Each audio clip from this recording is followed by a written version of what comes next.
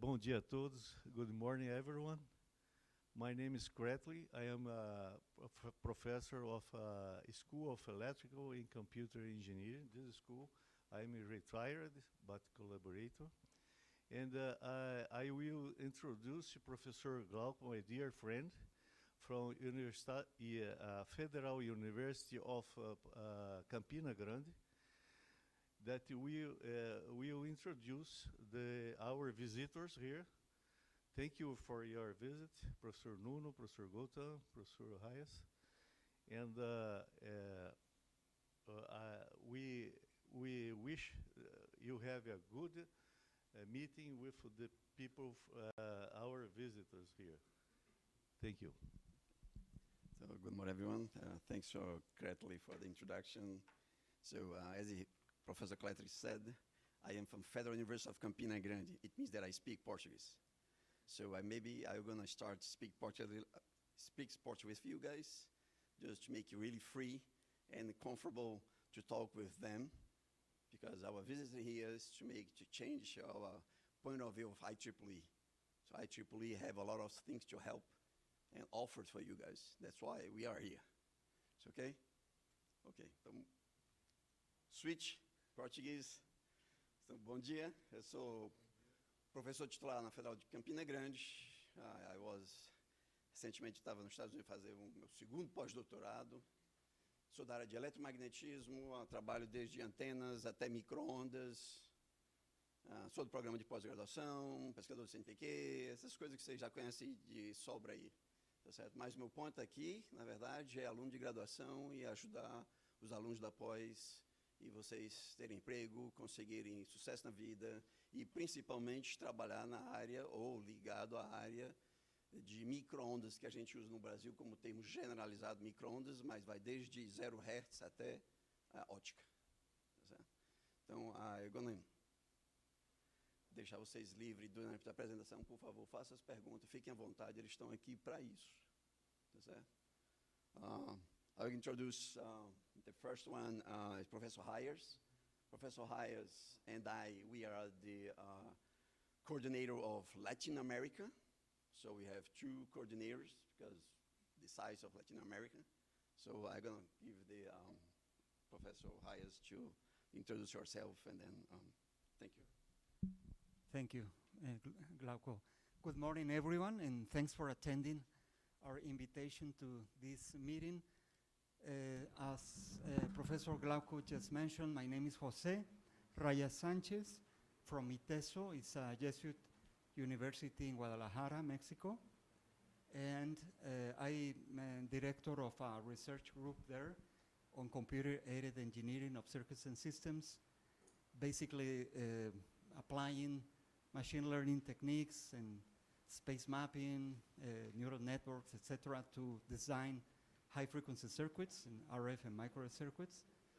And I'm coordinating Latin America for this particular technical society, along with Professor Glauco. All right, good morning, everyone. My name is Goutam Chattopadhyay. I can see someone wearing a NASA t-shirt. I work for NASA's Jet Propulsion Laboratory. I'm a senior scientist there. I'm also a professor at the California Institute of Technology in the Division of Physics, Mathematics, and Astronomy. So my research work is in the field of terahertz technology. I build instruments that go to outer space. I have been involved in Mars missions. You have seen some of this stuff on YouTube and other places. So it is really exciting place to work at NASA. I hope many of you, with the students, will join us because we have big problems to solve and we need smart people like you all are. And another hat that I wear, I am also an IEEE member. I'm a fellow of IEEE and I have been involved in IEEE for a long time from my student days. And currently I am in the IEEE MTT-S, Microwave Theory and Technology Societies. I'm the MGA chair, membership and membership development, geographical development. So that's why I'm here. I'm here to talk to you to find out, to tell you what are the advantages you will get if you become MTT-S members. This is for you. the society that we have. So we'll talk about that a little bit. Thank you. Bom dia. Posso falar português um pouco também, porque sou português, mas eu vou falar em inglês, porque senão os meus colegas não conseguem perceber o que é que eu estou a dizer. O meu nome é Nuno Borges Carvalho. I'm a professor in the University of Aveiro in Portugal, and I'm also the Dean of the Department of the Electronics, Telecommunication and Informatics in that department. Despite we can use a lot of things, like I'm a fellow, I'm the MTT-S president, I'm a lot of things. I'm especially one thing, I like microwaves and I like radio frequency signals. And why? Because when I was a kid, in my mind, it was strange that a signal that I don't see gets into an antenna and I see TV. And I always loved TV and movies and things like that. And in my mind was very strange. How can, I don't know, at that time I did not know it was an electromagnetic wave, but how I cannot see something that makes so much for the world. When I was a kid, as I said, mainly it was radio, what we call radio, to hear music and TV. But since I was a kid until now, microwaves, RF is everywhere. So, and it's going to be even deeper. So we are going to remove the cables at the end completely. I had a grandfather that normally says, in the end of the world, the food will be mixed with cables. And then the RF engineers came, and we are getting rid of the cables, so we will not get end of the world anymore, because we are not going to have cables anymore. So this is really, I think, RF, and sometimes we were discussing about that. People that are not on the field, they hear microwaves and they said, okay, I'm going to cook my food, right? It's the microwave oven. But microwaves is not, it's not only the microwave oven. This is one part, a very important part. But microwaves is really, I will say, it's really all our things. And I have one slide that I will show you what we are focusing now in our society and what we are doing. So I think this is the place to be, and microwave is really the main society. The MTT, just for you to know, came from the IEEE, which was the Institute of Radio Engineers before IEEE. So MTT is really on the basic source of all IEEE. So this is a very important society from my point of view. So I will not take more time, and we can start our presentations. So I forgot to say something before we started, to remind that we have a IEEE MTT-S chapter here at Unicamp. Was the actual chair as Professor Cretley. And then on the future, we hope, and then we cross our fingers that Professor Leandro, you'll be the new chapter chair. So I'm not sure that we have a student branch chapter chair. That I think is very important. There's two things separated. It's a professional chapter chair and the student branch. So, and then the Professor Goutam, Professor Nuno, and Professor Heyer are going to give you more information what they can help you on your career and what you can do as in research as well. It's okay?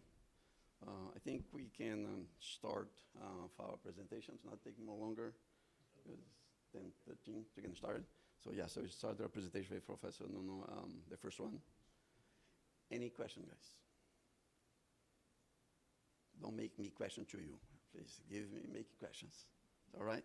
Thank you. Keep this.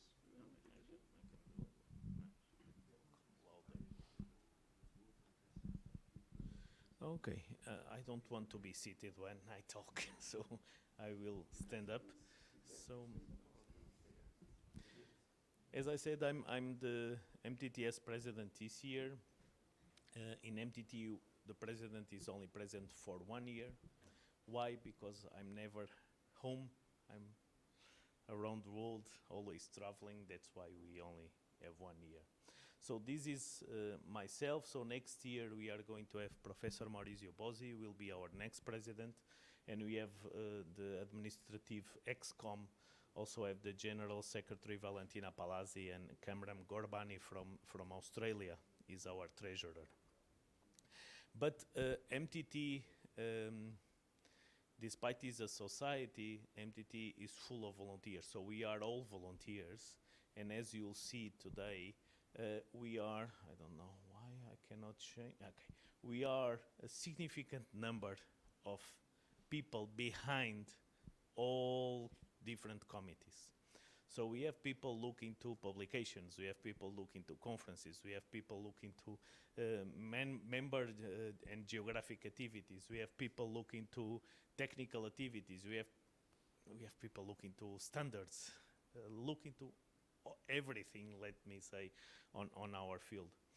The last time we count, we have 280 people working only for the administrative committee. All volunteers working, giving their time to actually improve the technology around the world on this topic. Another interesting thing is that most of the time people outside the US think IEEE is an American society. It is not. IEEE for me is the United Nations of Electrical Engineers, okay? So IEEE is based, of course, in New York because it starts there, but at this moment, it has more members outside US than in US. And as you can see from the faces here, we are really international. So we have Americans, we have people from actually Region 9, so it's Latin America, South America, Europe, Africa, India, China, Japan, Australia, New Zealand. So we have people from all over the place giving their volunteer work. I'm not talking about members, it's people that are engaged into the society. And we are searching for more volunteers. So all of you, if you are interested in this topic, you can become a volunteer if you are interested in working with us. Well, this year, let me also say that as a president, I can appoint what it's called ad hoc committees, which is committees that will look to specific things on the society. And I bring Sarah Barrows for the young professionals, so students and young graduates. She's looking how we can engage more people in this topic. We brought Cherry Che from diversity and inclusion, how we can bring more activities around the planet, how can we make a better relationship between male-female distribution in the society, things like that. And we brought Debabani Chaudhary that is actually this year looking for how to engage industry in all our activities. So we want to have industry members in all our activities this day. So let me see if I can, oops, no, okay, good. So also microwave tuning techniques changed the name in January this year. We became the Microwave Theory and Technology Society, not Technique Society. And why is this difference? I'll show you in this slide. Because we covered, and we traditionally covered, the fundamentals, that is the field theory of electromagnetics, the test and measurement of electromagnetics. We've covered RF devices, components, and circuits, that is how to build a filter, how to build a power amplifier, how to build a small device. But as we progress, systems became a very important topic of our members. So most of the time, despite you build a small component, that small component, you need to know microwave techniques, you need to know how microwave technology works if you want to build a system. I'll give you an example. Active antenna array. You need the antennas for sure, but behind the antennas you need a lot of components that are connected together as a system. Radars is another example. So having that, we brought a significant wide spectrum, so we cover from megahertz to terahertz, and we also brought the applications inside the society. So we are talking about wireless communications, radars, wireless power transmission, RFID, connected and autonomous systems, biological effects. So actually the area becomes bigger and bigger. That's why we became the Microwave Theory and Technology Society, not only the Technique Society. So let me see if I can move. Okay, good. So going and in order to actually discuss these topics around the world, we have a lot of conferences. Big conferences, small conferences, and as you can see here, we are spread around the world. So we have conferences from China, India. This year we have our first conference in Africa, which was very important to actually kick off activities in Africa. We are going to have LAMSI, Jose will talk about that, which is the Latin American Microwave Conference, is going to be in Costa Rica. We have IMOC, actually, is a collaboration with Brazilian Society of Microwave and Optics, is going to be in Barcelona. So it's a combination now between MTT and SBMO. So there is a huge number of conferences around the world, and I want to stress IMS. IMS is our, what we call it, the flagship conference, International Microwave Symposium. You have to go there at least once in your lifetime. They have more than 5,000 exhibitors. It's amazing. You can go to an exhibition with all exhibitors talk microwaves, talk components, talk circuits. It's quite interesting. Well, these are our journals. We have plenitude of journals, and this year we have also some novelties. We have combined with other societies within IEEE. We launched our first IEEE transactions on radar systems, and there is another change. I don't know. Okay, if you see here, we had letters called Microwave and Wireless Component Letters. This was our letter journal. It's only papers with 3 to 4 pages. But this year we changed the name of this journal. Okay, this is not moving. Okay, we changed the name of the journal, and it's Microwave and Wireless Technology Letters. So if you want to publish your very sharp paper, you can actually go for this, and this is a new journal on this. Well, regarding members all over the world, as I said, the numbers at this moment, we have more members outside the US than we really have in US. And one thing that is interesting is that, as you know, most of the time, the female participation in these areas is small. I see this all over the world. But we were 7% of females, and last year, and I think it was due to our MGA chair, Goutam, we were able to move to 11%. But what is more interesting than that, if you look to students' membership, we have 38% of female versus 54% of males, which means that in the younger generation, there is a better gender balance in this area. So hopefully, with some years, this will become a reality for all our membership also. So these are, is also a very important topic. Why? Because we actually promote in all our conferences women in microwave panel. So we brought women to actually show what they are doing and to actually show to the younger generation that this is not a gender society somehow, so everybody can actually work on these topics. Okay, let me see if I can move. I only have, I think, 1 or 2 more slides, but this, okay. I already talked about this. Oops, no, too fast. Okay, I want to give you 2 other slides, important slides. Starting 2 years ago, we decided to have $1 membership for all students. So if you are a student, if you are an IEEE member, joining us is $1.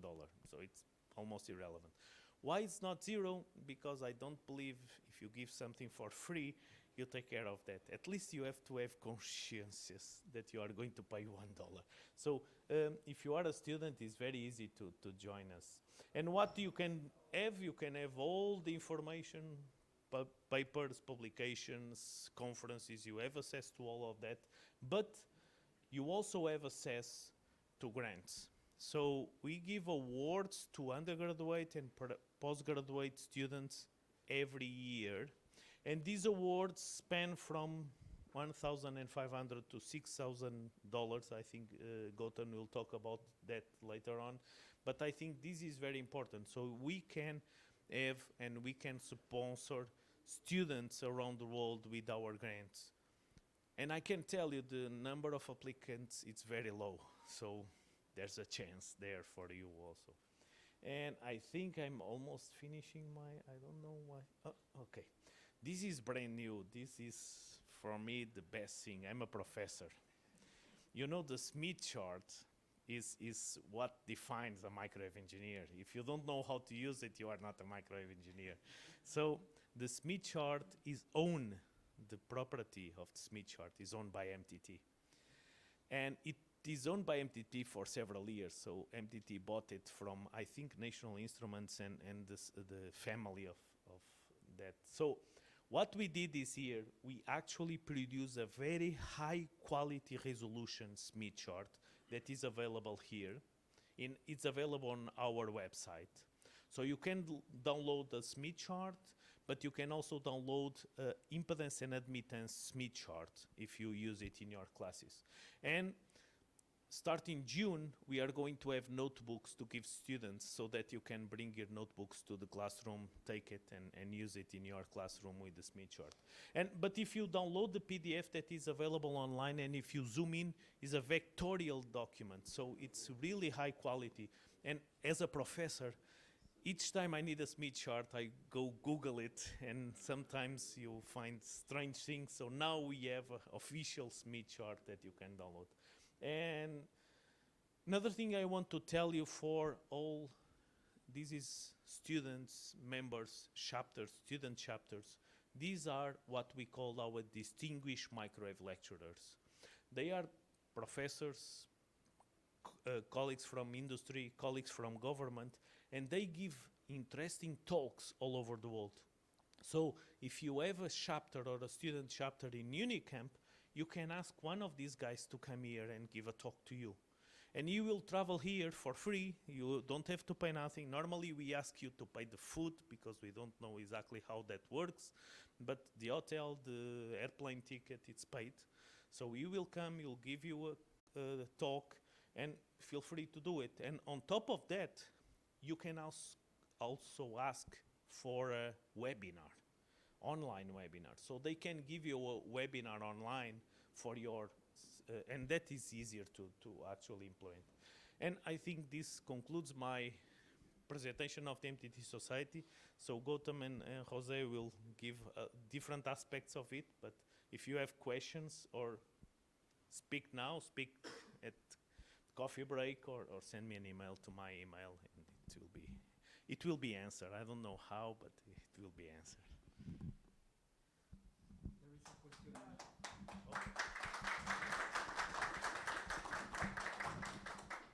Earlier on, you mentioned that MTT-S has a lot of volunteers.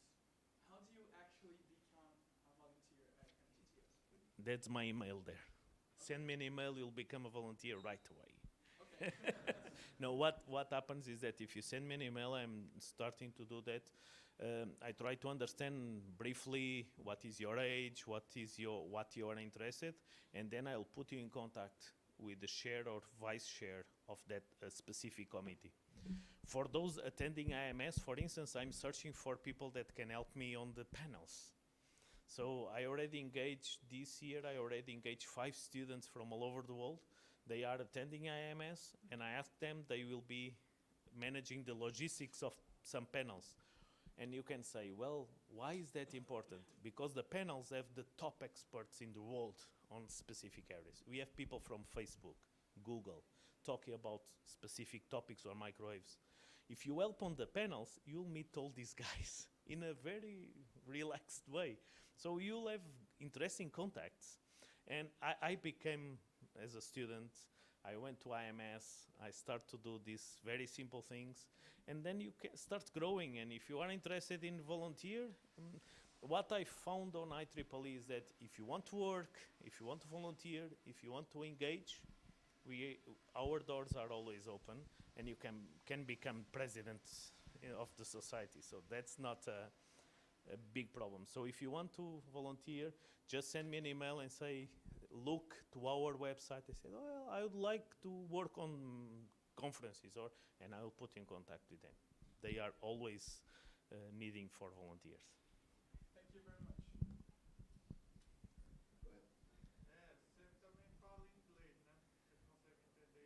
Sim, sim, falo em português.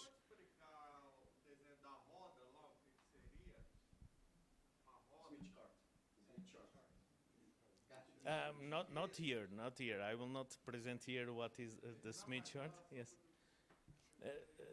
O que seria como? Não estou a perceber. O que é aquela figura? Aquela figura. Então eu falo em português se preferir. Ok. A Smith chart é um gráfico, é uma representação de impedâncias. Portanto, como é que eu vou explicar isto em... Sim, exato. Portanto, é uma forma que eu tenho de expressar impedâncias de uma forma relativamente simples num sistema bidimensional, naquele caso. Alguém me falava há bocado que também tem um Smith chart tridimensional e que seria interessante utilizá-lo. E o que é que eu posso fazer com o Smith chart? Posso fazer, e grande parte das vezes que eu utilizo Smith chart, utilizo para a adaptação de impedâncias. Portanto, para desenhar filtros, para desenhar, portanto, o que eu chamo, a palavra inglesa aparece-me na cabeça agora, malhas de adaptação, não sei se é o nome que vocês, como é que vocês lhe chamaram, redes de adaptação, exato, para otimizar circuitos de microondas. Agora, uma aula toda Smith chart, passávamos aqui a manhã toda a explicar como é que o Smith chart funciona e como é que foi construído o Smith chart, mas basicamente serve para representar e poder utilizá-lo para impedâncias e fazer adaptação. Principalmente eu utilizo muitas vezes para a adaptação de impedâncias, portanto para fazer redes de adaptação, como vocês dizem aqui no Brasil. If a student want to be volunteer on IEMS, can they ask support to go to the conference, or how does it work? Well, it depends. So, as you saw, I think Goutam will talk about this later on, but you can apply for these scholarships. There are a significant number of scholarships that you can apply, and if you apply for scholarships, as you can see here, we have money to go for specific IMS, specific to IMS. Nevertheless, and this was again done because of Goutam make a proposal and I think people accept it. We have now a new scheme called PhD initiative. What is this? Several conferences can apply for grants to attend conferences. So, for instance, IMOC can do that. I don't know if it's too late in the year, but for the next event, they can apply to this PhD initiative. And the society will give a certain amount of grants to the conference for the students. So students then have to apply for that grant, and they will go to that conference. Your question, I think, was a little bit deep. If you apply to volunteer, can I have a grant? No.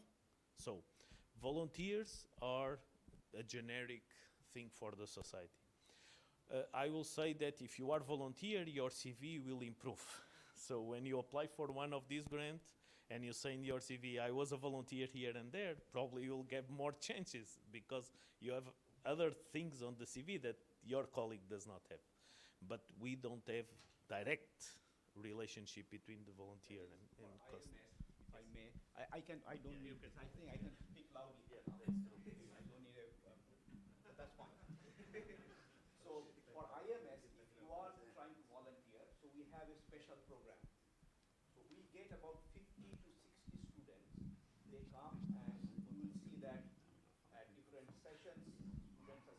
outside, making sure that whoever This is... is going to YouTube. If you don't talk here, they don't listen. I see. Okay, I'm sorry.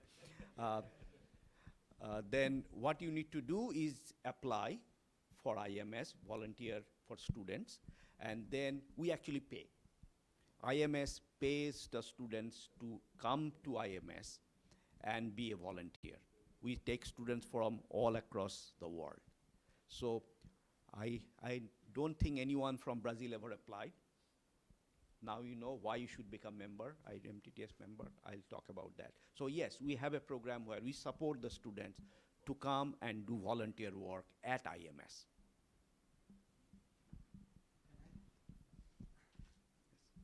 Can I make a quick comment on that? I just want to mention that for the Latin American Micro Conference that is taking place in Costa Rica this year, by the end of this year, you can apply for this particular program support, but we call it a graduate student initiative, not PhD student initiative, because it is open not only for PhD students, but also for master's students from Latin America that are studying in a Latin American institution. So you can apply to that support that includes financial support to attend the conference, and it's a great opportunity for you also to present some paper. So that's another possibility. All right, so I'll go ahead and talk a little bit about MGA, membership, and MTT-S. So let me ask you first, how many of you are IEEE members here in this room?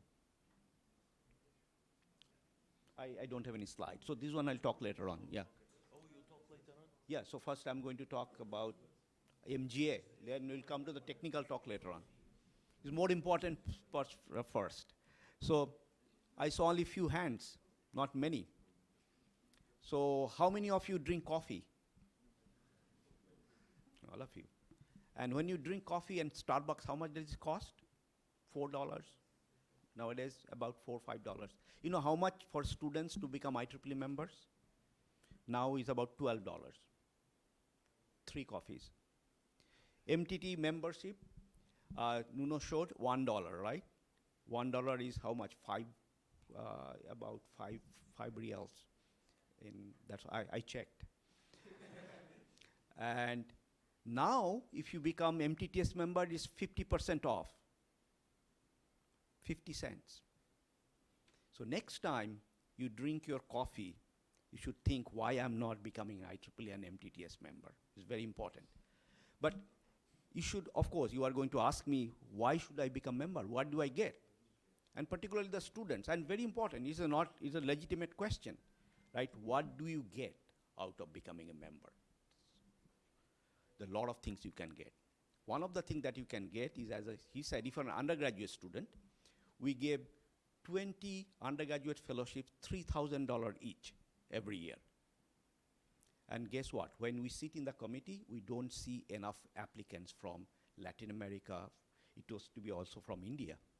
India is a big, the MTT-S membership is growing in India, but they never used to apply because they didn't know about it. And they were only requirement, you'll have to be an MTT-S member.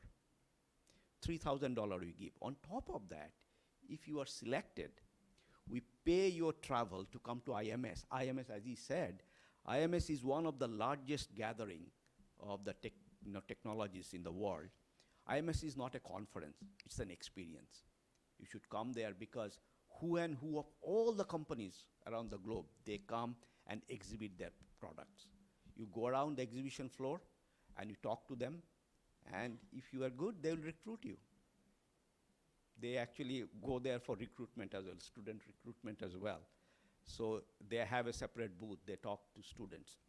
So you should come. We actually fly the students, whoever is getting these fellowships, pay their travel expenses and bring them there so that they can experience and give the award at that time. If you're a graduate student, we have 10 graduate student fellowships, each $6,000 each.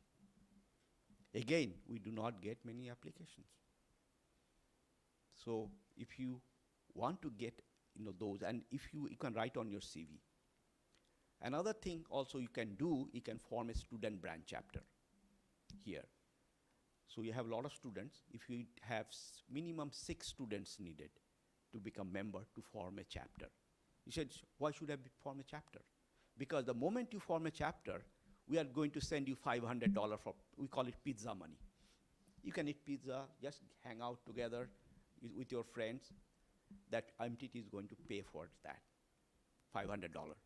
You can pay about $1,000 as well, if you, in the more number of members, if you actually have. On top of that, you can organize a small workshop. Suppose you want to know about something. 6G. Who doesn't have a smartphone? Everyone has a smartphone. You know what the smartphone is? All microwave technology. That's what we develop, all of us, and 6G is coming. So you can talk about that. And you can talk amongst yourself, what is the career goal you have? What is the future for you? That's what, at the end of the day, it all matters that can I earn good salary? That is in your head. We all want to talk about the ideal world. That doesn't matter about the money. It's all about war, giving back to the society. I don't think that is everyone's mind. You're in your mind, can I get a good job? How much money I can make, right? I know. So you can talk about that. From an expert can give you some advice. CEO of Qualcomm was an undergraduate student here, right? I heard just some time back. So you can ask him to come and talk to you.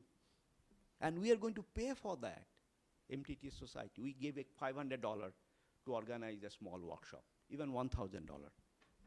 About PhD initiative that Noah mentioned, there is a conference in India called MapCon.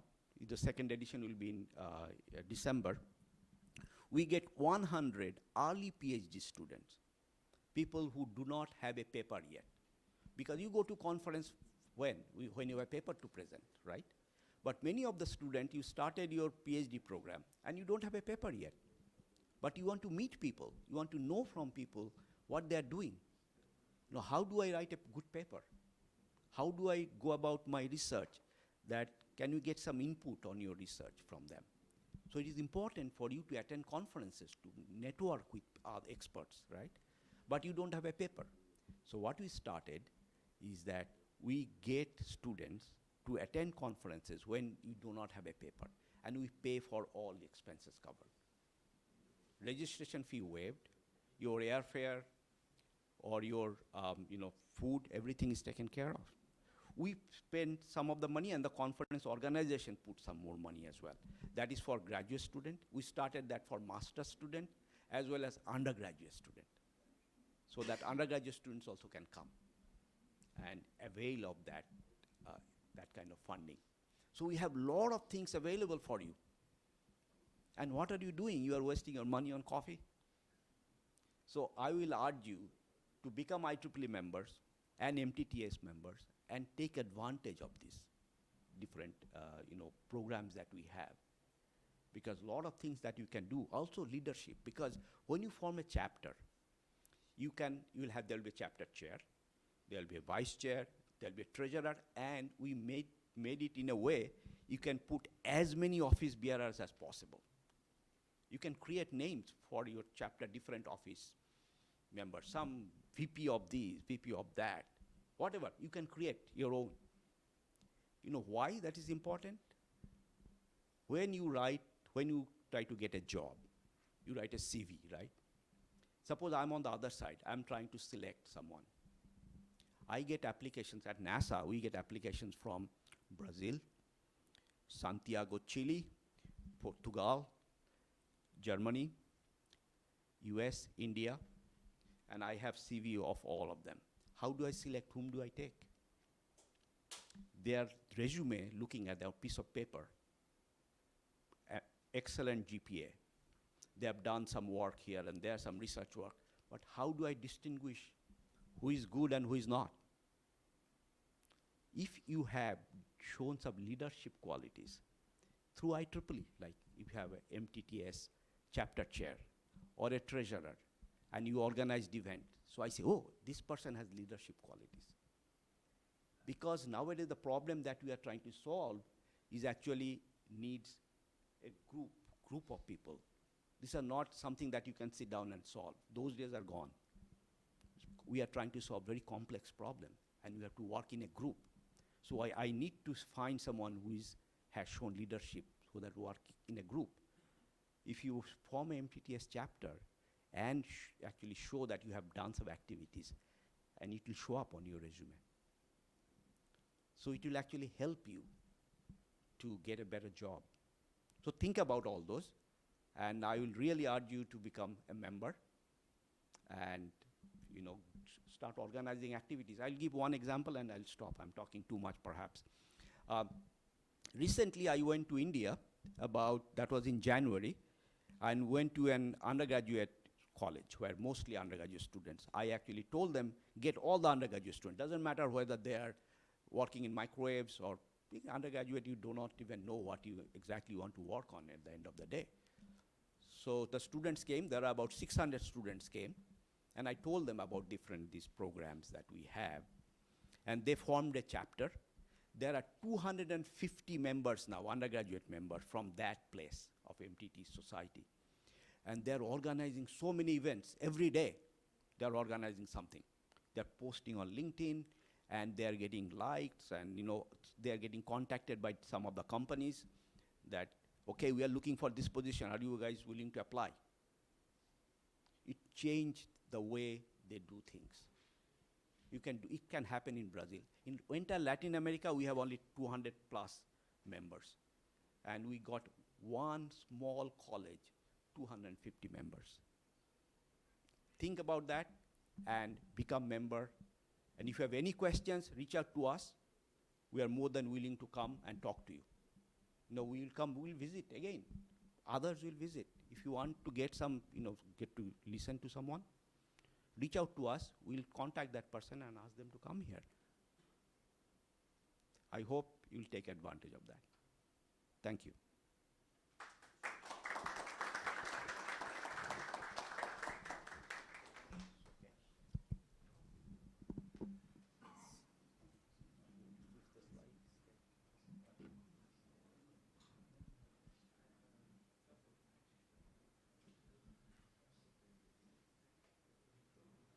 Thank you. So I will make a very brief overview on the IEEE MTT-S activities that we have in Latin America. Can you hear me well? Okay, perfect. So can I have the controller? Thank you. Thanks.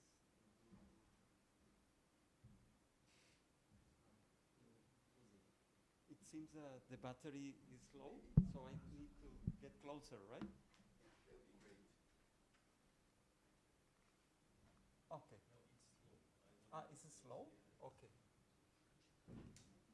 So it has an important delay, I guess. No, I guess it's the battery, because if I get closer, it works better. Right? Yeah, okay. So I will stand up here. I hope you don't mind. So this is a geographical distribution of the chapters that we have in Latin America. As you might know, in IEEE, all the technical societies can have local chapters. So the MTT-S has 14 of those chapters in Latin America.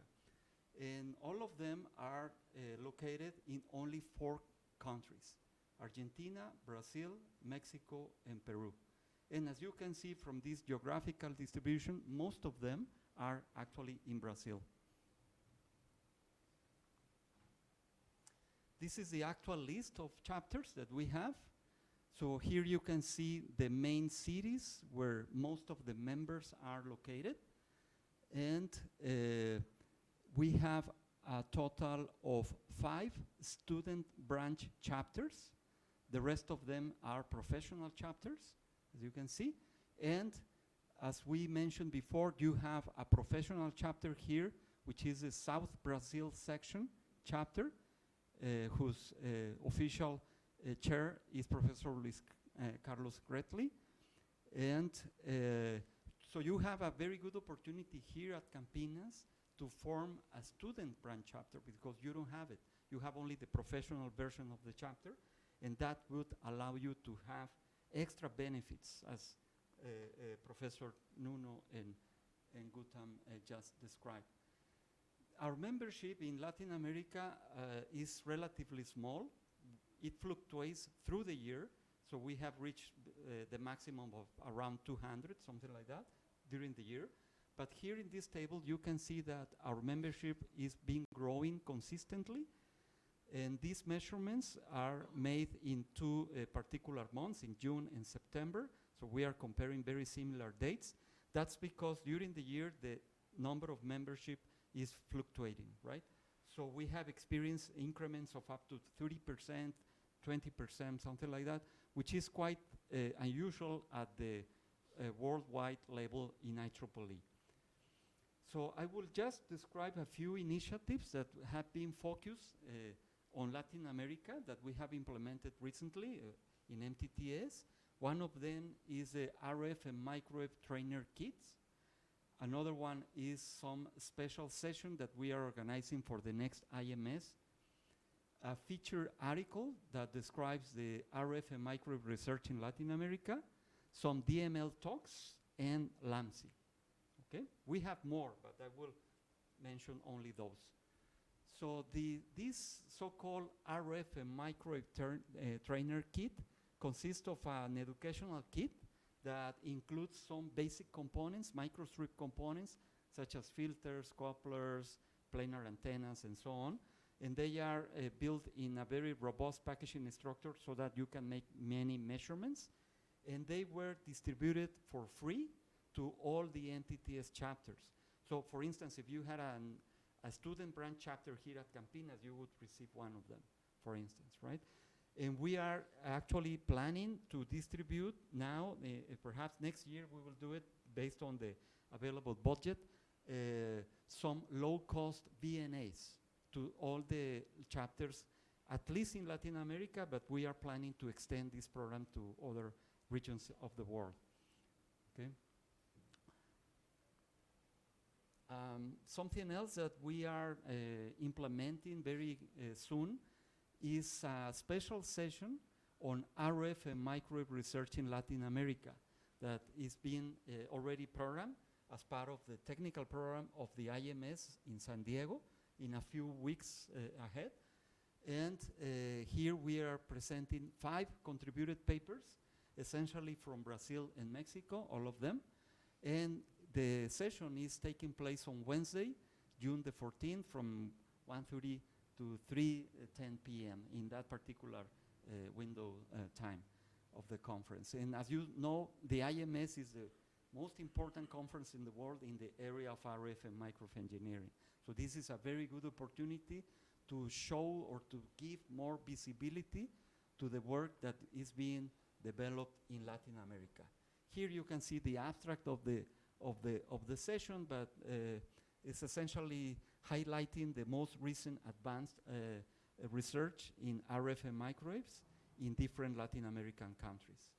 And similarly, probably if you received this journal, the IEEE Microwave Magazine, you might have noticed that it was recently published, an article where we make an overview on RF and microwave research in this region.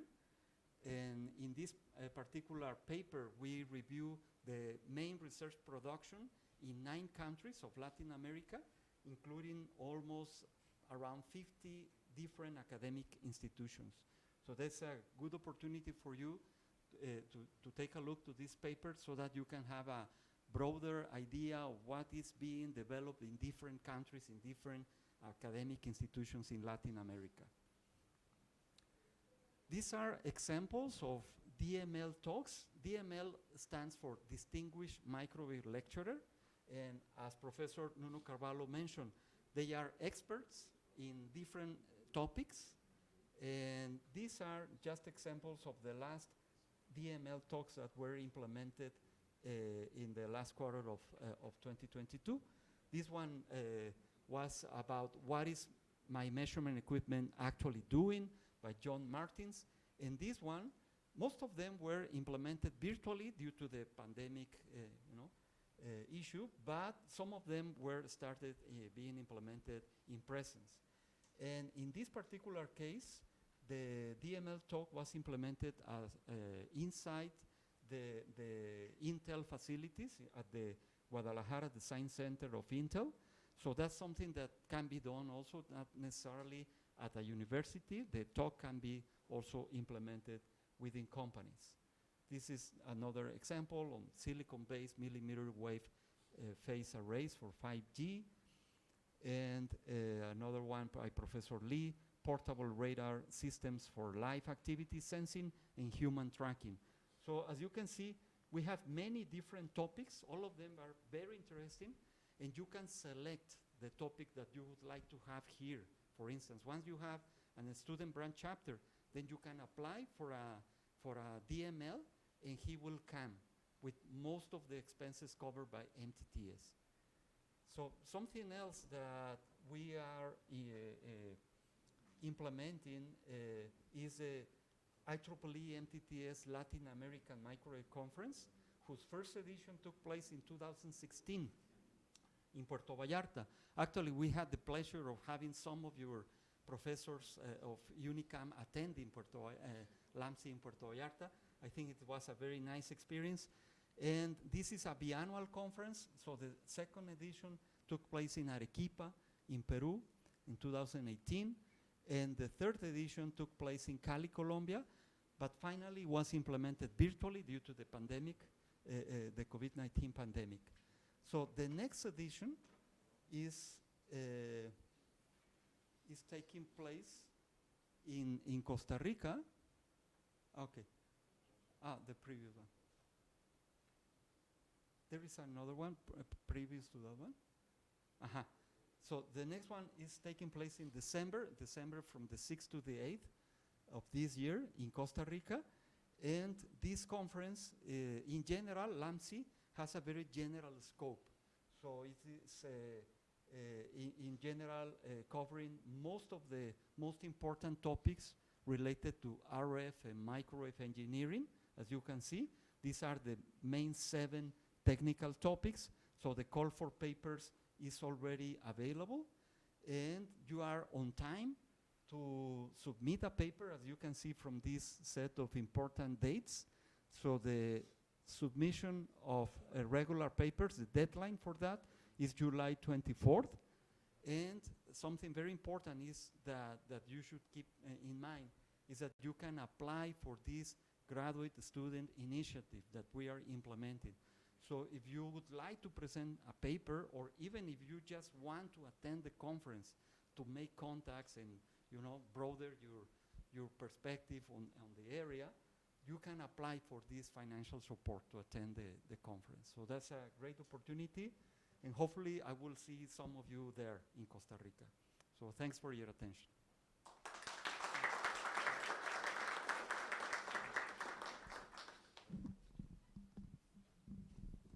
If you have any question, please go ahead for me or for any of the previous speakers. Okay. I do have one Sure. to them. Oh, okay, sure. Yeah. You don't ask, I have to ask you. So, can someone tell me why should we go to a conference? And I make a friend, it's done. Keep contact with them. Go ahead, don't worry. You can add contacts to your network, and those contacts can lead to other contacts, and opportunities can emerge from them on the long run. I just add. You're going to have opportunity to have a job. They're going to advise you how to find a job.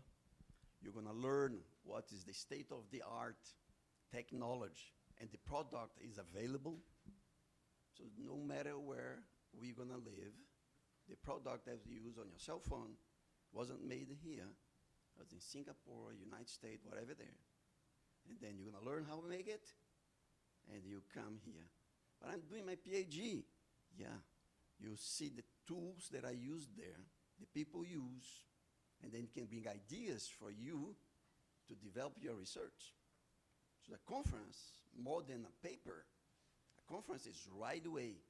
The deadline is short, the conference is just after. So the results is really recent.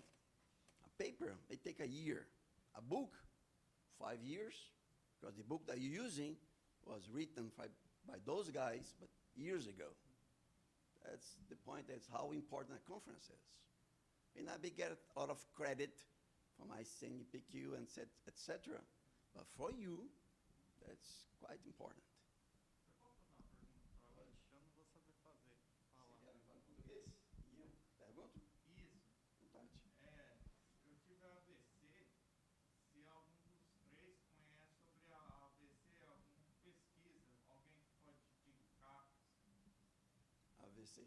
Eu vou só adiantar. Pronto. O I3E, recentemente, o presidente, o professor Nuno, mencionou que agora a gente tem uma área no I3E de microondas para a área médica. Biomédica Engineer, biomédica, né, vai desde baixas frequências, sensores, até alta frequência.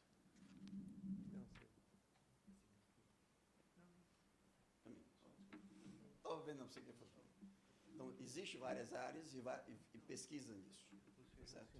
Se você está perguntando tratamento ou tecnologia, então eu acho que eu vou abrir para ele a pergunta, porque é geral, tá certo? Porque é mente extenso, mas lembrem-se que todo equipamento que o médico usa, quem construiu foram eles, e o dos futuros, quem vão construir são vocês. O equipamento para resolver coisas que a gente não sabe até hoje é desenvolvido por vocês. Não tem outra pessoa. Tá certo? So he asking as if he had a stroke, thank you, a stroke recently, and he asking if you guys know anything related to a company or research related to head stroke on the head. On the head, yeah, that's.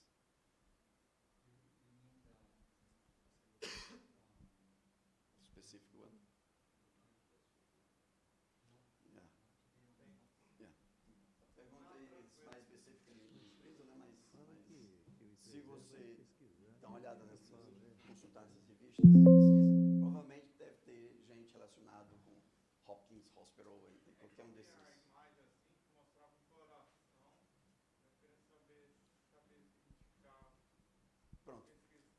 Como eu perguntei, existe pesquisa e existe as empresas, né? Mas existe pesquisas e aí grupos de pesquisas às vezes são específicos.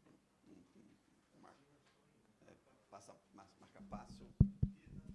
Aí eles não trabalham especificamente. Um trabalha com a NASA, outro trabalha para aerospace. Eu vou. Glauco, I can I'll say it in Portuguese because probably you prefer it.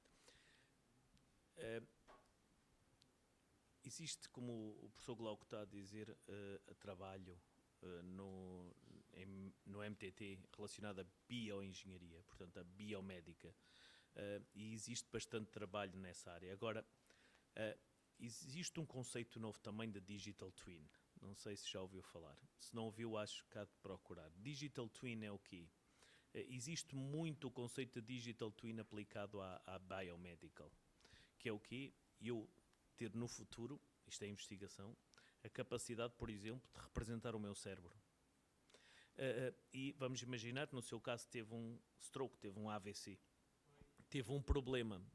Se eu tivesse um Digital Twin computador, portanto, modelado no meu computador, eu poderia, se calhar, replicar o seu AVC no computador e tentar, sem estar a experimentar no doente, portanto na pessoa, sem lhe estar a dar medicamentos, poderia testá-lo no computador e perceber, portanto, utilizando o CAD-CAM, portanto, o Computer Aided Design, o que é que aquela medicação iria-me criar no meu Digital Twin e daí retirar os resultados interessantes para a pessoa em si.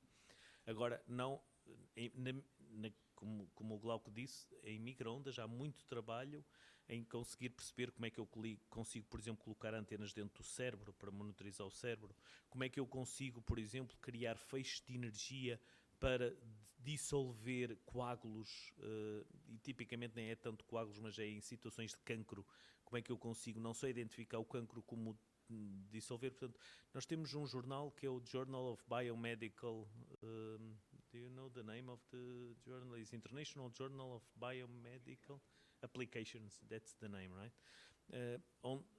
Onde o MTT e Antenas em Propagation se juntaram, exatamente, e grande parte dos trabalhos que lá estão são neste domínio. Mas de investigação, empresas eu não conheço. Eu tive isso aí, parecido assim, no meu cérebro, ficou tudo preto, onde morreu tudo. Eu não consigo ler e nem escrever, nem falar o número, a cor e dar nome para qualquer coisa assim que afetou eu.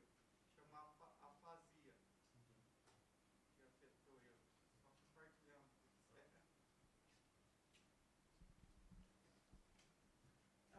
My question is actually, I'm sorry. My question is kind of a two-part question, actually. How would I actually proceed to found a student chapter here? And I'm an undergrad student. Can I, as an undergrad student, found a student chapter here? Answer to your second question is first, yes. You can form a chapter. So ask your friends to become MTT-S member. We need 6 minimum members. Go to mtt.org, and there all the instructions are there. And if you can contact one of us, we can send you actual link. There actually, if you go to mtts.org, there is something called chapters. Click on that. It will show you exactly how to form a chapter. What is the process? Very simple process. It's not complicated. Okay, thank you. All right. Shall we? Just complementing that answer, those students must be IEEE members and then MTT-S members. So Okay? first, then Yes, yes. And you need only six friends or students. They can be undergraduate or graduate students. But don't stop at 6. Yeah. I don't know if you saw on the slides Dr. Hayes presented. There was many Brazil, and those in Brazil, 3 was Northeast. I helped to create those 3, and then the professional as well. And then my student has all steps in Portuguese if you want to give to you. Like you just contact us or contact me. Make him contact you, and then make the things pretty easy. It's pretty easy. It's not complicated as the professional one. It have to be, have a levels of the IEEE have to be agreed. But students is pretty easy and pretty fast. Plus all advantage that you already saw. Se você não fizer pergunta, eu vou fazer. Nenhuma pergunta? Alguma dúvida, pessoal?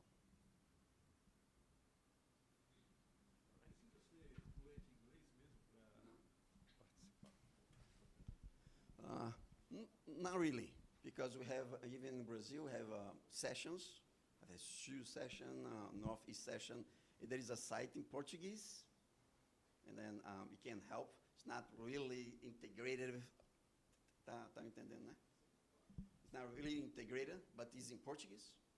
And then, unless if you want to travel and present something, then maybe it's interesting if you can speak, because if you want to learn English, travel. Go speak wrong, who cares? If you need to eat, you have to ask, I want hot dog, perfect. Works, they're gonna give you, if you pay. So don't get this is a barrier, no? Glauco, let me complement it, because there are 2 things IEEE is doing that I think is going to be very good for non-English natives. We spoken. So one, and MTT already did for certain papers. We translate certain papers from English to Portuguese and Spanish. They are available, but now IEEE is trying to do this in combination with Meta. Meta, it's the Facebook owner, which is using artificial intelligence to, you select a paper on IEEE Explore, you download and you say, I want a translation on this language, and you will do a translation on the fly. So you'll receive the paper on your native language. So IEEE has this project running. MTT is very motivated to, we already said that we are in, and IEEE has another tool that is going to be available very soon, hopefully beginning next year, which is called Ask IEEE. Ask IEEE is the IEEE GPT, okay? So it will use the IEEE Explore database as their resources. And each time you go to Ask IEEE, you ask something about your topic, and we'll write a paper for you based on the data that is on IEEE Explore. So I already told my students, forget, you'll not do a state-of-the-art anymore, because I don't believe on the state-of-the-art you're going to do. You ask IEEE, you'll tell you what you want. So these two tools, automatic translation and Ask IEEE, I think will make a difference for all students and how we can receive the information of all the papers that are on IEEE Export. And from Brazil and for Portugal, there are students that do not speak English. So having this translation tool, I think, would be very valuable for everybody. So sorry to interrupt you, but I think Perfect, this is perfect. not yet. It's already, if you are from the IEEE board, you can make some tests. It's not yet. I believe they are giving the last tests, and probably beginning 2024, you'll have that available. It will change the way we do things, yes. Question. Satisfied, guys? Is it clear? No mystery? Is it science? Is important? Is technology? Yes. And you can get there. Actually, we need you to get there, because we're going to retire then soon. Not me. And then you need guys to be ahead. Be proactive. It's not wait, see someone do, and then you copy. You do research, you know how you do it. Has to be something new. Have to step ahead, and you have potential for it. Okay?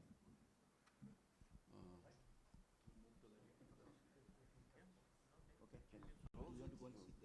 Boss?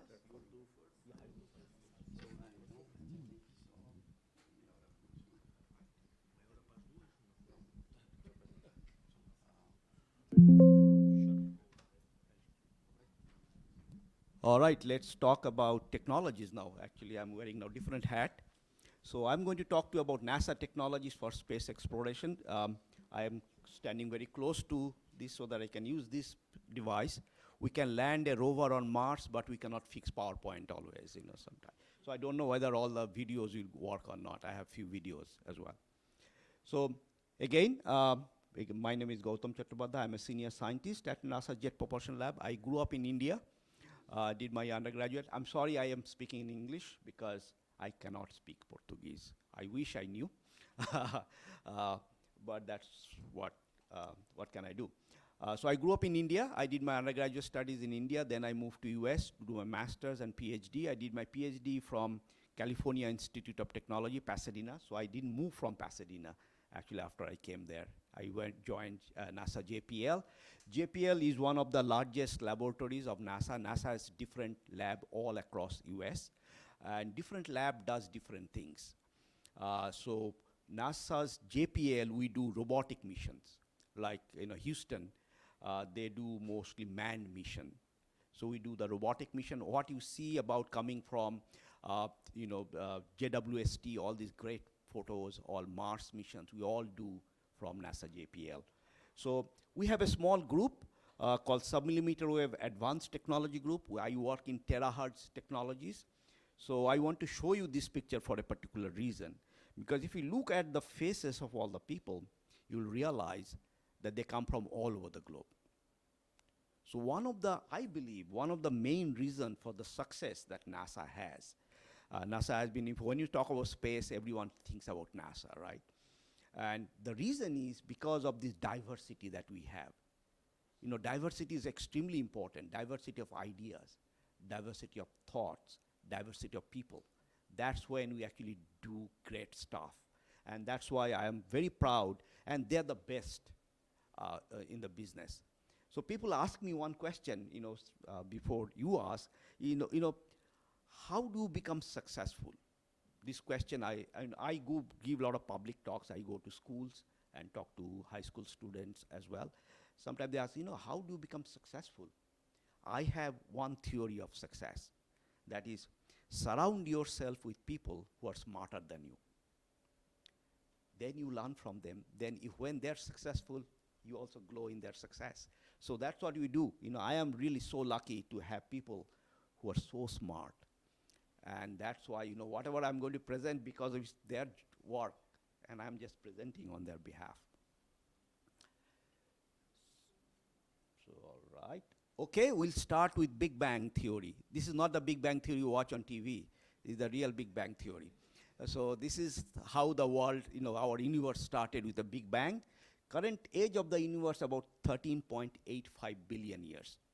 And we learn a lot about looking back, how we all came about, how the universe started, how the stars and galaxies are formed. These are very important, and we can actually study all those things. We can understand all those things using electromagnetics. If you go back in time and see what happened, it turns out that the first light of this universe actually came out about 400,000 years after the Big Bang. So if you are going back in electromagnetics trying to understand, you can go only up to about 380,000 years after the Big Bang happened, because there's no radiation was coming out of this universe before that time. The first radiation that came out called cosmic microwave background radiation, CMB. It is there everywhere. So there's a very interesting story how that was detected for the first time. There are two engineers in AT&T Bell Labs at the time. They are doing some communication experiments in millimeter wave. Nowadays we work on millimeter wave, your 5G, 6G technologies. They were doing in 1960s. And whenever they are doing some measurement, they found extra noise in their system. Wherever they look, extra noise, and very little amount of noise. And they couldn't understand from where it is coming from. So you all do experiments in your lab, right? And when you see something that you cannot explain, what do? You always say, experimental error. And then increase the error bar a little bit more and say, oh, it must be experimental error. I also do that. So maybe they were smarter than at least I am. So they started thinking. They went and talked to a physicist. Then they realized what they were detecting is the first light of this universe. Because this cosmic background signal that got emitted at 380,000 years after the Big Bang. So that's what they were detecting. And for that work, they got Nobel Prize. Their name was Penzias and Wilson. I met Bob Wilson, so I'm very fortunate I actually met him. So they got Nobel Prize in 1964 for their work. So next time you do some experiment in your lab and you cannot understand, don't think that is experimental error. You might win the Nobel Prize, you never know. So why it's important? Because what if you look at the universe, actually take a detector that can detect from zero, DC all the way to gamma ray and X-rays, you will find most of the energies of this universe actually coming out at terahertz frequencies. It's actually peaks at terahertz frequency, at 1.5 terahertz. So it's very important, terahertz, how the universe is formed, how the galaxies are being formed right now, how stars are being formed right now. These high frequencies are very, very important, and that's what I work on. Okay. Next slide, can you? Okay, so in NASA we develop technologies, right? However, one of the main questions we are trying to answer for NASA, for everything actually, we are trying to answer a science question for NASA. It is not that we are developing great technologies. We are trying to answer big science question. One of the main science question is, are we alone in this universe? Is there life anywhere else outside our planet Earth? So whatever you read on YouTube or see on YouTube or read anywhere else, we have not found any aliens anywhere. We have not even found a single cell anywhere else outside our planet Earth. So don't believe. If anyone says that they have seen aliens, please let us know. We'll try to talk to them. Because you have not found anything, not even a single cell. So, but is there possibility of finding life somewhere else? That is big question, right? So if you do a back of the envelope calculations, it turns out in our galaxy, we live in the Milky Way galaxy, we have about 100 billion stars, order of magnitude, 100 billion, 10 to the power 11, right, 100 billion. And in our universe, we have about 100 billion galaxies. You know, do your math, how many stars are out there? And we are finding most of these stars, they have planets around them. Like our sun has planets. How many of them? 8. Pluto is not a planet anymore, unfortunately, so we have only 8 now. So we are finding most of these planets, they have, stars, they have planets around them. We call them exoplanets. And they have not one, multiple of them, which means there are trillions of planets out there. So what is the probability to find one such planet where conditions are such that life can exist? It is non-zero probability. And we are actually trying to do that. So far, we found about 5,000 plus exoplanets.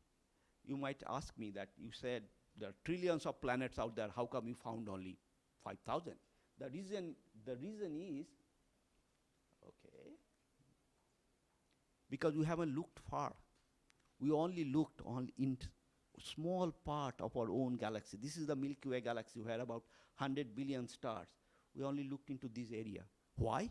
We don't have the technology. We are looking at you to get the technology. How do you detect a planet so far away? You know, this is not very easy to detect those planets. So you need better technology. So that's why I'm talking to you all. Come and join us. Help us to develop the next generation of technology so that we can actually look at all these places and find out where is life. So then you can ask me, okay, how do you actually find, you know that planet can have life? That is the next question, right? It is that, okay, when you are looking for life, we are looking for our kind of life, hydrocarbon-based life. You might say, there could be life of other kinds. Why aren't you searching for them? How do you look for something that you don't know anything about? That is a problem, right? So always we are looking for something that we know about. So when we look for hydrocarbon lives, we look for planet which has to be a kind of, a rocky planet like our Earth, not gaseous giants like Jupiter. We know that Jupiter kind of gaseous giants cannot sustain life. Then it has to have an atmosphere and water. So we are looking for planets where the conditions are such that water can exist on the surface at liquid temperature. We call them as a habitable zone. And also we call them in the Goldilocks zone. So we are actually looking for those kind of planets. Next. Okay. So if we found one of the closest planet, which actually we are finding lot of planets which are in the habitable zone already. But problem is, if you want to go to those planets now, with current day technology, it will take the nearest one, which is about 4 light years away. It will take 40 million years for us to reach there with current day technology. We cannot do that. So we'll have to do everything from sitting here, learn as much as we can, right? So is there possibility of life in nearby area, in our own solar system? This is also a question. Answer is yes. Look at this. This is called Enceladus. This is Enceladus. Enceladus is a moon of Saturn. And this was detected. What we found, this is a very cold planet, all ice. But we found that water is gushing out. Actually, what you expand, what you're seeing here, is water is gushing out from this planetary body. And it was detected by one of the instrument called Herschel Hi-Fi instrument. Actually, I built some part of that instrument, so I'm very happy. So that's what it detected, the water is coming out. If the water is coming out, liquid water, which means it has a source of energy. If it is cold, it is all ice. It should be solid. There has to be a source of energy. Mantle, like our own planet. If there is source of energy, if there is water, can there be life? So we are actually currently building some instrument to go there to Enceladus and trying to see what else is coming out. Is there any organic materials? Is there life, sustaining material out there?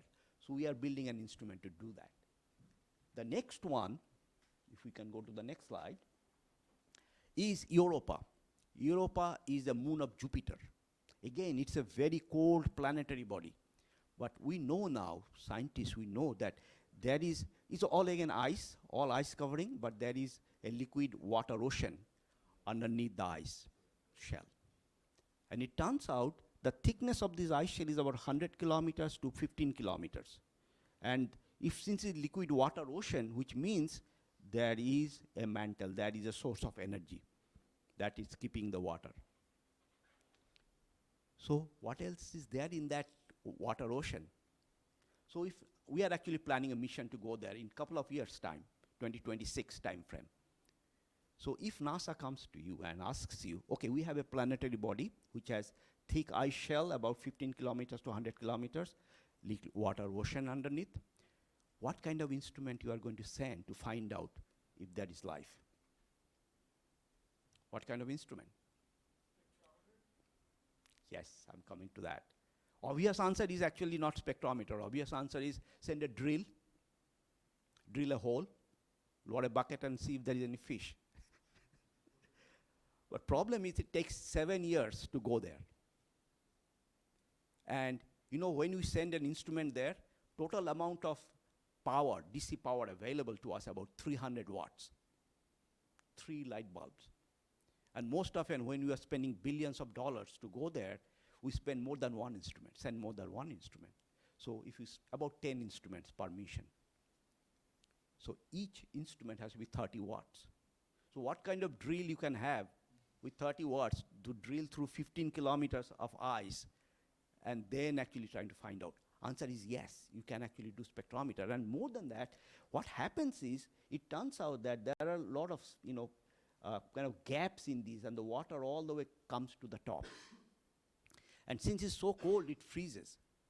But, Europa is close to Jupiter, is moon of Jupiter, and Jupiter has very high magnetic field, which means it radiation. So it actually radiates, it sputters all the material that comes to the top in the atmosphere. Now we can have a spectrometer trying to see what are those things that is coming out in the air. And we are actually developing some spectrometer instruments in terahertz frequencies. It turns out a lot of biological molecules have spectroscopic signature in the frequency band of 400 gigahertz to about 1.2 terahertz. So we are building some instrument. On top of that, as I said, there will be 10 instruments. We have some GPR, ground penetrating radar, so that we can see what is underneath. But it cannot have high power GPR to go through 15 kilometers of ice. We want to see the layers, what is going on. So this is very exciting, what we are trying to do. You don't know what you're going to find. Maybe you are going to find some form of life. And also, it could be organic materials does not mean life. It is just a precursor to life. So we'll have to, again, think more about what we can do. So next one again. And we all know that we go back to Mars, keep going back to Mars, right? Why? Because if you look at Mars, it is early history. Mars looks so much like our planet Earth. Question we are trying to answer is there life on Mars today? Was Mars ever habitable? Was there life on Mars ever before? We don't know. And what we are doing is we are actually sending a lot of rovers. Over the years, the first one, it said, Pathfinder, look at the size. This is actually in our building, actual photograph of all those. Pathfinder, a small one, 1996. Then we sent 2 of them, Spirit and Opportunity. Then Curiosity, 2011. And if you go to the next one, next slide, we sent Perseverance rover in July 2020. It's a huge, this is actually in our lab. When you come to visit us, I'll take you there to this where we integrate everything. And it was just put together in our lab before we shipped it for launch to Florida. So this is a very complex, one of the most expensive self-driving car in a way, with a lot of instruments. And because we cannot do a lot of experiments there, so everything has to be small.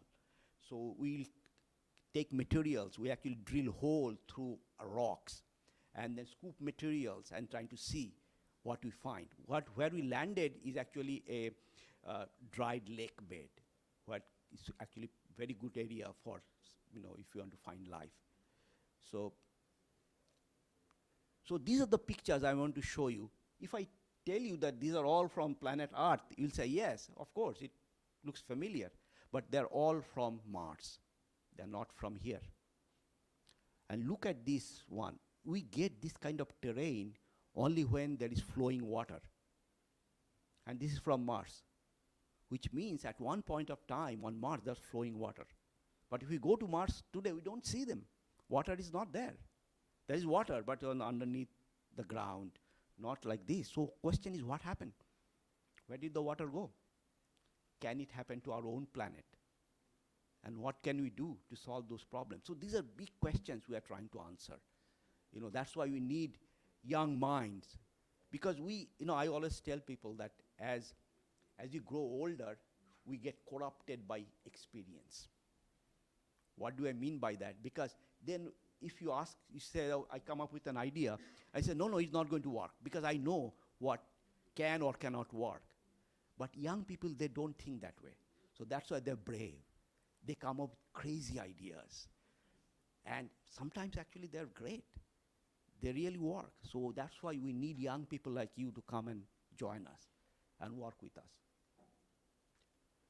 One of the things I mentioned, water, right? We need water to sustain life. How many of you knew that when our Earth was formed, there was no water? Look around all the oceans, you see so much of water. It turns out comets brought water to Earth. Scientists believe that. If I tell you that, you are going to say, how do you know? Prove it to me. How do you know is that it turns out that water that we drink every day is one kind of water, H216O. Oxygen has isotopes, 16, 17, 18. H216O is the most abundant kind of water, but other kinds of water is there on our planet Earth. H217O, H218O, HDO, one hydrogen, one deuterium, one oxygen also forms water. And D2O, everyone knows heavy water that is needed for nuclear energy to cool it down, right?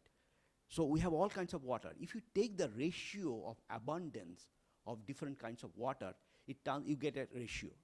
And it turns out many of the comets, they're called Jupiter family comets, have the same water ratio, this abundance ratio.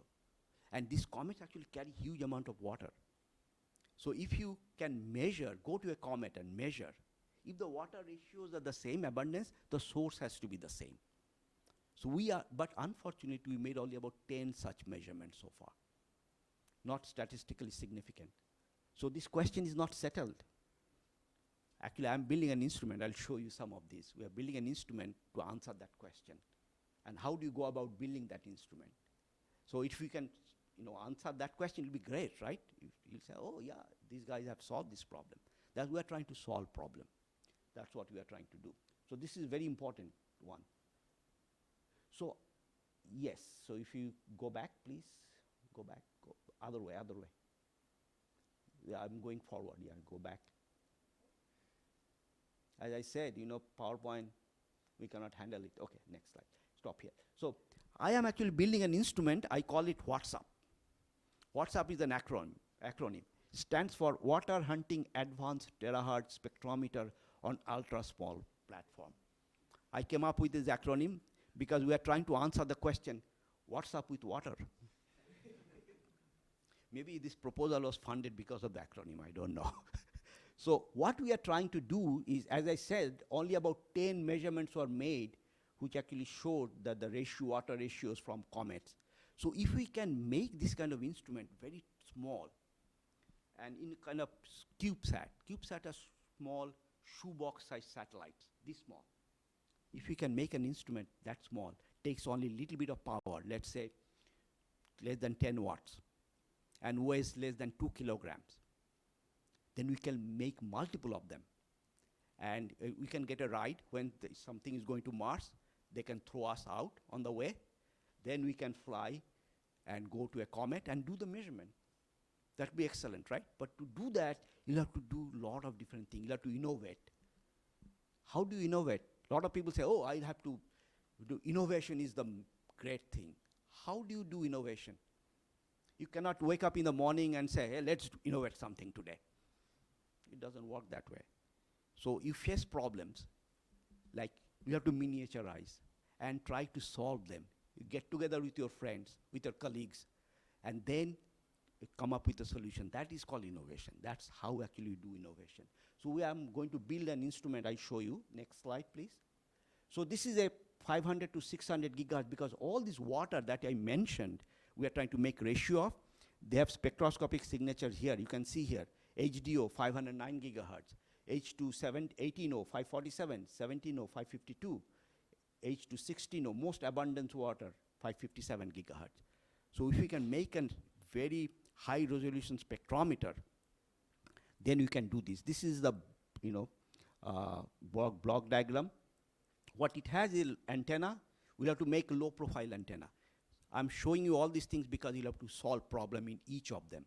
How do you make a 18 centimeter?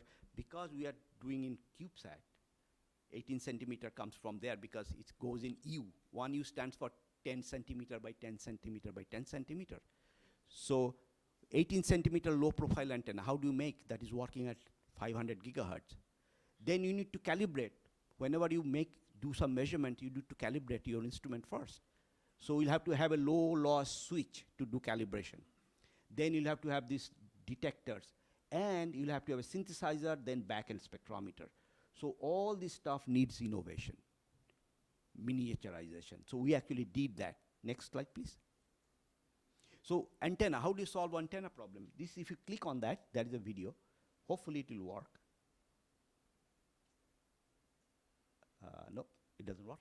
Sorry, as I said, videos are not working.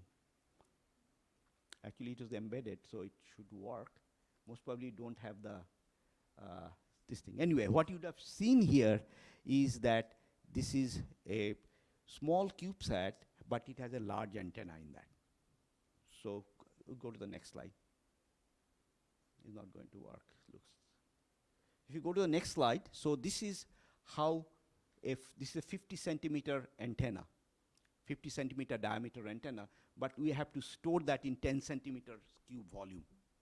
So this is a deployable antenna, this K-band that we actually made for an instrument, working at 35 gigahertz.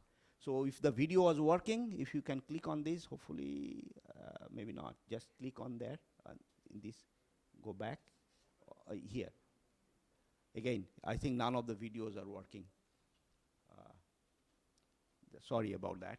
So you would have seen that how it deploys, that is the key, that how do you fold an antenna at K-band is working, and then it deploys and it still works.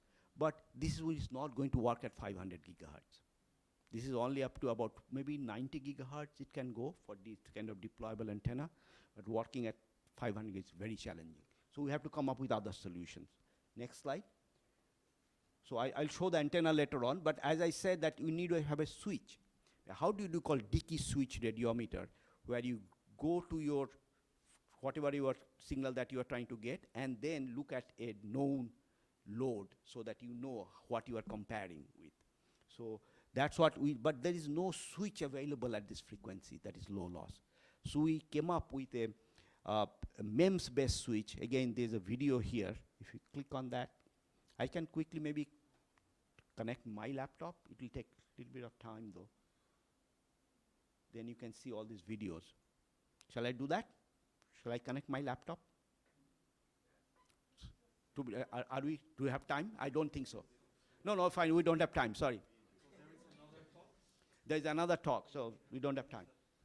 So you'd have seen, how the switch works. This is a MEMS structure. The video will show that it goes in and out, and cool video, but anyway. So we actually made a MEMS-based switch that is very low loss. It can integrate with our stuff. Okay, next.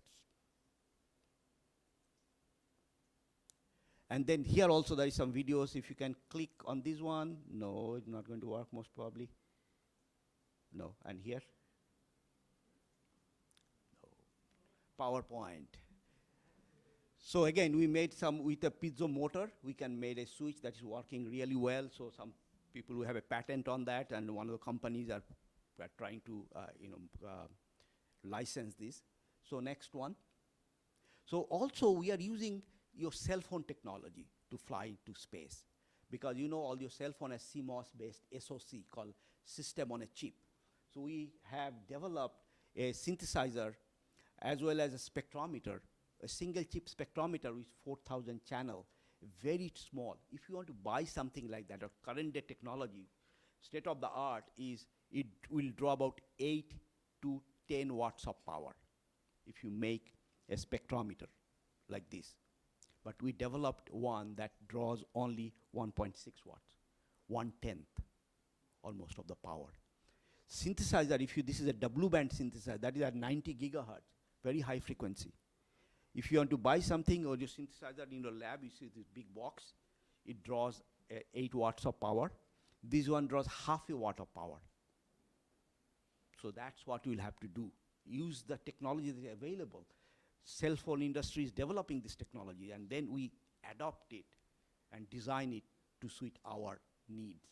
So next one. So antenna, I said, there is a lot of you work on antennas here as well. So this is a very low, this is a reflector antennas are the most common kind of antennas, but we have developed very low profile reflector antenna here. And also we have developed a lens-based antenna with a leaky wave feed. I am not going to talk about all these details, but so total thickness of this is 4 centimeter. And it works very well. It's 51 dBi of gain of this antenna. And then we put everything together in an instrument package. You can see that is another thing. You can develop the components when you have to actually integrate everything together so that it works. So you can see here that instrument. Entire instrument is here. So this is the new generation of one with this lens antenna. So I'll show you how actually small that is, because here you don't get a sense of scale. You go to the next slide. This is, I'm standing in front of the instrument. Previous generation of this instrument was kind of this entire table, big box. And here it's so small. Then we can fly actually on a small CubeSat. And we did that. This is the actual instrument. We put on a balloon and flew on a balloon to get some of this data back. And from the place that we flew this instrument, called New Mexico, there's a town there nearby New Mexico. It's called Roswell. And the town of Roswell, if you actually Google search, they believe that first alien landed there. That is a town. It's a funny town. All the stores have aliens everywhere. So what we did for our balloon, we also have our own alien called Bob. So we bought an alien and then put it on our balloon so that when the balloon lands near Roswell, they will find another alien. So that's what we did. Actually, it got a lot of great data.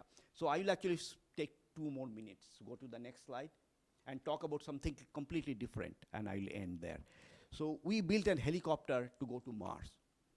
It's called Ingenuity Helicopter. Many of you have seen the helicopter flying on YouTube and other places. We actually built it in our lab, and I was part of the team. We have done some antenna work on that.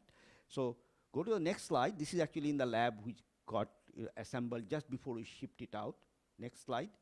So why it's a big deal to fly helicopter on Mars? Because we see helicopter flying here all the time. The reason is Mars atmosphere density is 1% of our atmosphere.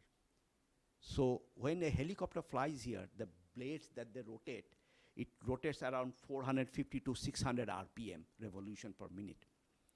To get the same kind of lift on Mars, it has to rotate at 3,000 RPM. Extremely high RPM. And you have to have a very small helicopter. You cannot fly a big one.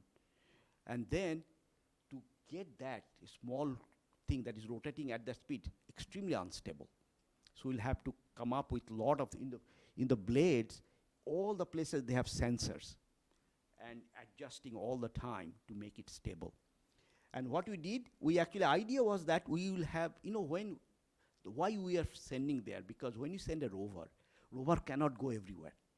So it has limited mobility. But if you have helicopter, or you can call it a drone, any rotor craft that can actually take off, go everywhere, see what are the interesting things happening, send the data back, and then the rover can go there. So that is the idea. So NASA, when you suggested this to NASA, NASA said, I don't think it is mature enough, so we're not going to fund. And we put some young professionals, like many of you, and we put it together and said, we are going to fly as a technology demonstration called Tech Demo. That no scientific mission, just going to see whether it works or not. So what is the idea? That, this is fully autonomous. It will take off on its own. It has its own, power supply. They have some solar panels on that. It has gyroscope, camera, altimeter on board, and computer. We bought some of these video cameras off the shelf and put it there and try to show if it doesn't work, doesn't work. But we can just try to do that. And it will send the data back. So next slide. So this is where actually these pictures are from Mars. So it was taken by the Perseverance rover. So the helicopter was mounted underneath the belly of the rover. And you can see here there is a protective cover. When it landed, it dropped the cover. And slowly it lowered down the helicopter on the ground. Next slide. You can see here the helicopter is there, and then it got disconnected from the belly. And you can see the track marks. Then the rover moved away, and the helicopter is on its own for the first time. A small, tiny little helicopter, 1.4 kilograms it weighs. And we didn't know whether it will survive or not, because Mars has very high temperature variations. And these pictures are taken by the rover that has a camera mounted on them. And also it has a video camera. And then, next slide, the first flight happened on April 19, 2021. We are all watching, it was 3 a.m. in Pasadena time. We were all watching that. Will it really work? We don't know. And this is the actual altimeter data that actually it sent. First flight was we thought, okay, every flight will be about 40 seconds. It climbed up about 10 feet, 3 meters, and made a rotation and came down, the real data. And we are really thrilled that it works. And we plan to have only 3 to 4 flights. It has completed 50th flight. And we are trying to break it, and it's not breaking. Because we are trying to go as fast as we can, as far as we can, as high as we can. Still working. Amazing. So, that's why NASA is very excited, and we are building the next generation. I'll show you. Next one, I had a video to show the first flight. The video was taken by this rover. This is the helicopter from Mars. Unfortunately, it won't work. You could have seen that it had climbed up, and there are actual video that's coming from, Mars. So, what else we can do? All right. So this is the first flight, and then next one, I want to show what we are doing now. We are actually now making the next generation of helicopter, Mars helicopter. That is science mission. We call Mars Science Helicopter. And it has a radar. Actually, I am also part of the team. We are making some radar on that GPR. So this one, because what happens is when the rover goes, it cannot go all the places that this guy can go. Next one. And Mars also has some mountains. The rover cannot climb. So the helicopter can go and take all this data. And we actually are very much progress because we made a single SoC, one single chip-based radar, a small chip that has all the radar, processing and everything. So that's what we are mounting. If you go to the next slide. So this is what we are doing. We already got a lot of data, flew that on our ground and trying to see how it works. So it will be that whenever it's flying high, it will come down, then it go closer, you'll get the GPR data, and then when you're flying, you can get all kinds of different other kinds of data. So that's what we are actually planning to do for the next generation of Mars Science Helicopter. And we'll see how it works, but again, it has to be all miniaturized, all small, and that's otherwise helicopter is not going to fly. So that's what we are doing, and a lot of more things to be done, and we need help. That's why we are looking at you. Come and join us and help us. Thank you very much.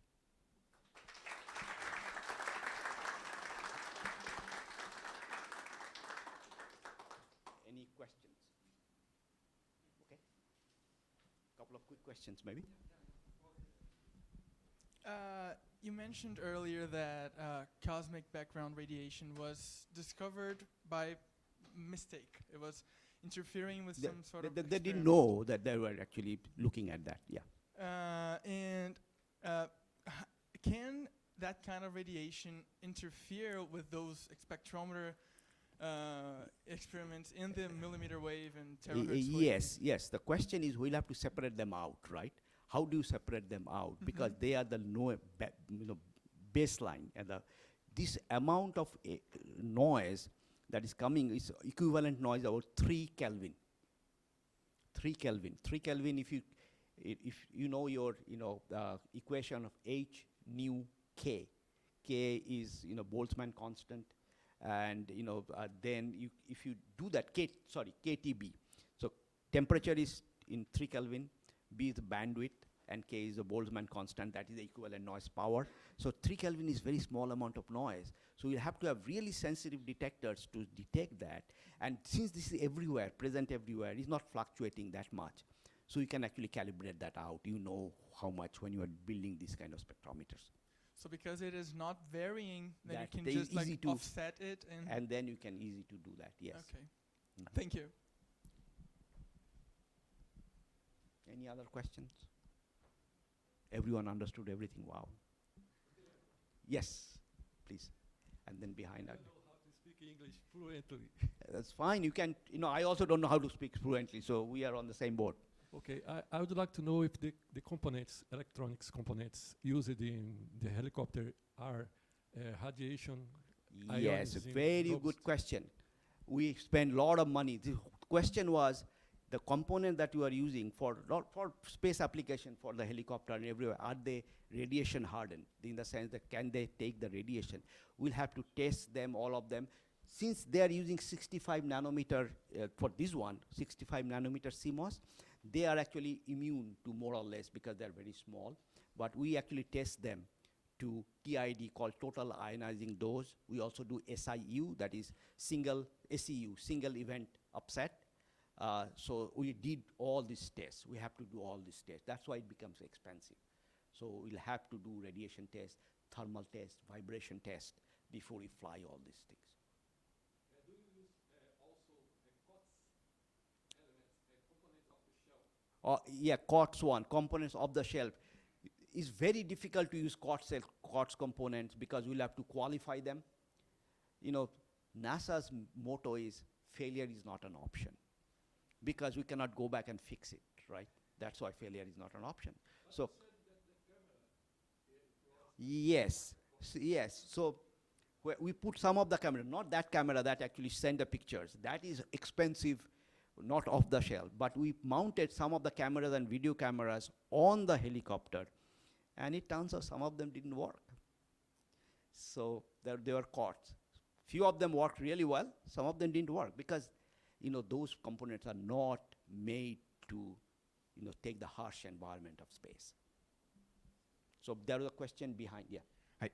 So we work with fiber optic communications, and we work near this frequency range, around 1,550 nanometers. Yes.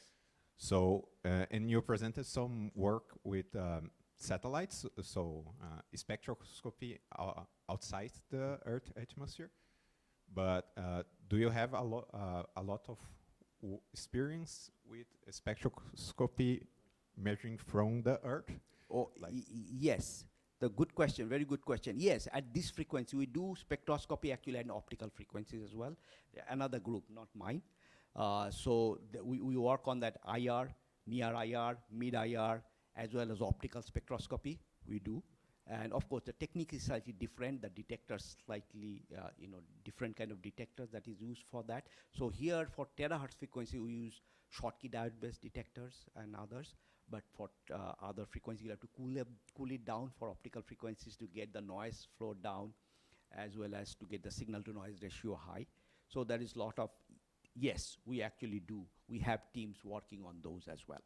I see. Yeah, because Igor right now is working with low Earth orbit to Earth communication. Yes. And he's having some Yes, trouble with. we do optical communication. NASA actually started doing optical communication, but of course, optical communication, a lot of challenges, because whenever there is cloud cover, you cannot do optical communication. That's why we are also looking at going higher frequencies, K band. Currently, the communication, mostly data communication that happens at X band, that is 10 gigahertz range. But we are doing in 30 gigahertz to get more data. Problem is, if you go higher frequencies, you don't have enough power. And optical communication has problem, but you can have much higher data rate. We currently are studying, we have a lot of impairments with our atmosphere, Yeah, right? yes. Turbulence, fog, haze. Phases, because yes. phase change at optical frequencies, that's more challenging, right? Yes, we are most familiar with Sam Dolliner's work. He is also from NASA's Yes. JPL. He works with deep space communication. That's right. And DSN is Well, the big what, thing. for what us. about Mars atmosphere? It's a problem. No, I Mars think. atmosphere in some ways, not as problematic as our Earth's atmosphere because we have a lot of water vapor. Mars doesn't have that much water vapor, but still it has an atmosphere. So yes, from satellite to satellite communication, optical communication will work really well. However, satellite to ground, that's where the challenge is. Yes, thank you. Thank you. I think we'll have to end now because I'm going over.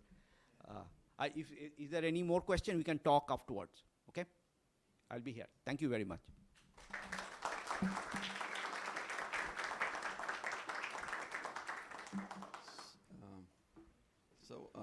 We are late on time, and I don't want to keep you guys for long. So what's going to happen is we're not going to present the second presentation. We're not going to make it. So if you guys have another question. But before, if you make any question, I would like to thank you very much, the visiting of the Unicamp, the FEEC, Professor Bruno Maceiro, that make a pretty nice, interesting presentation about the Unicamp, the students, and how the things works here, because they don't know about it, and now they know a little bit more. So thank you very much, Bruno, for being available for us to this. Maybe Professor Nuno, we're going to give some stickers and there's this sticker you can take it. It's free. Don't need to pay the time. Yes, guys. Before I leave, anything else? Professor Cretley would like to say something. It's okay. So, guys, other question. Easy one. We are going to have all these presentations at Eldorado also. Okay. Yeah, that's right. So the last presentation We're not make it here. We're gonna do in Eldorado.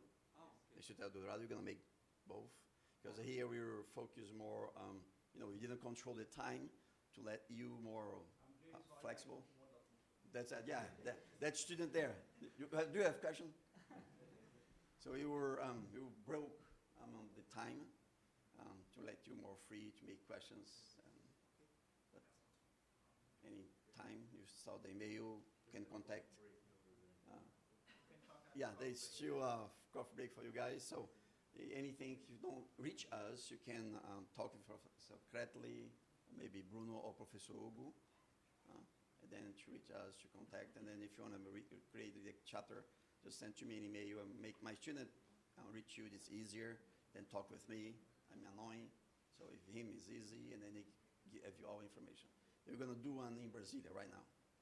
They are already reaching, and the people in Brazil are going to create a student chat already. Questions, please. My name is Goutam. What else? Anything? No? Everything's good? Can you finish by here? So guys, thank you very much for attending here. Thank you for Unicamp and FEEC.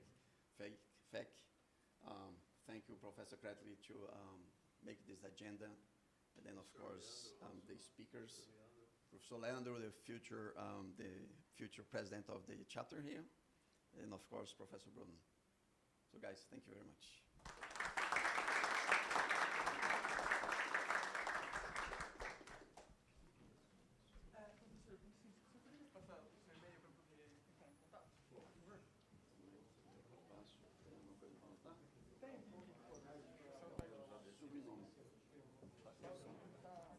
Tudo bom? Eu não sabia que ia ter na Eldorado. Esqueçam